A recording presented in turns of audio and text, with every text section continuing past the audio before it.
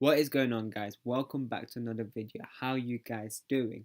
It has been a while. I've been super busy. I went to India for a good 3-4 weeks, which is why I've not uploaded that much because of the poor internet connection over there. I didn't get Wi-Fi or anything, so couldn't really upload any videos. And now I'm back. I'm ready to start uploading more videos more consistently, so make sure you stay tuned. If you haven't already, make sure you subscribe down below and make sure you give this video a thumbs up. So in this video, what I'm going to go through is the 50-30-20 rule on how you should allocate and manage your money. If this sounds interesting, let's get straight. So the reason why the 50-30-20 rule is so important because it allows you again to manage your money and allow you to balance your money so you're getting your essential needs, your wants, as well as having money set aside for your savings and investments, which is also really important. Let's start with the 50%, which is your essential needs. This is what you need to actually live off a necessity and an essential, such as your utilities, such as gas, your electricity of your home, health insurance, because if you don't have health insurance, if you do fall really ill, it will cost you a lot more. So it's more important and it's essential to have health insurance. Food and water, these are the basic needs to actually live, and you do need food and water. Rent, so if you're renting a house, you need shelter over your head, which is also an essential need and is a must. And travel, so say if you're traveling to work, so you need like a car. It doesn't matter if it's an old used car, as long as it takes you from A to B, that is essential. Or some money aside to travel using public transport, such as taxis or buses, etc. So 50% of your money should be allocated to the essential needs. 30%,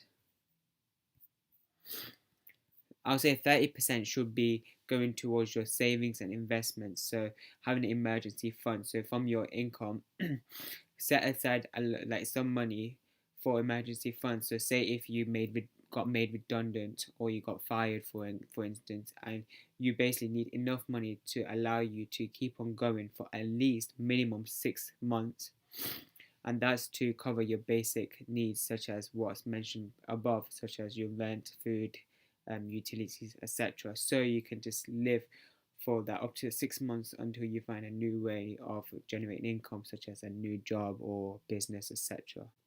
I feel like funds and shares is also important in parts of investing because this will allow you to accumulate greater wealth when you're investing, because you start getting a higher ROI, etc., which is so much higher than just putting your money in a bank, and it's more wiser way to actually manage your money.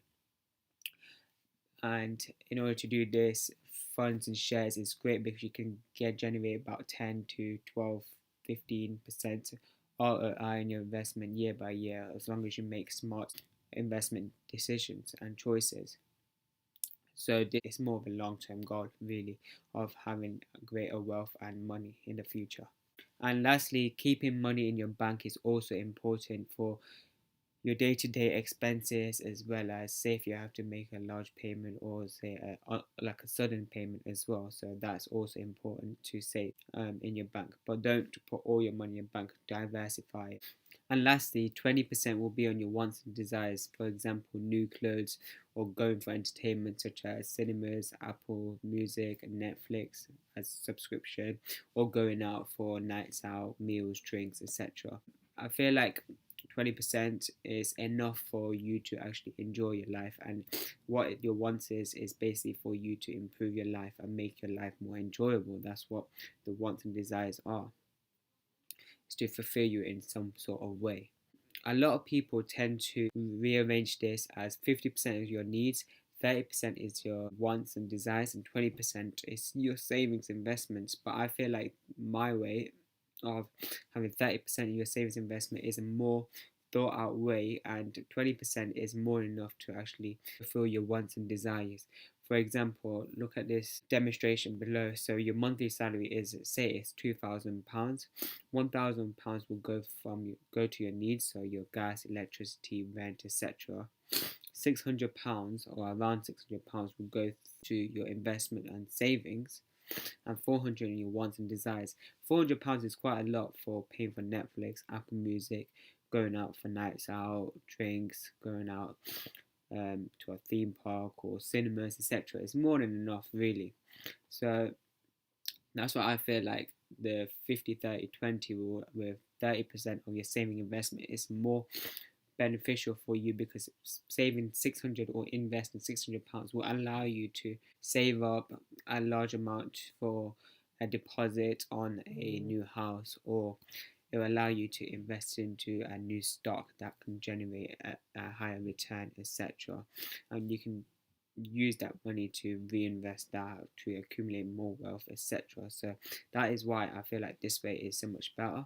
But that is pretty much for the video. I hope this helped. This is how I organize my money, and I feel like it's actually worked out for me, and I would recommend if you give this a shot as well. But that's it for this video. If it did help, make sure you subscribe down below and make sure you like this video.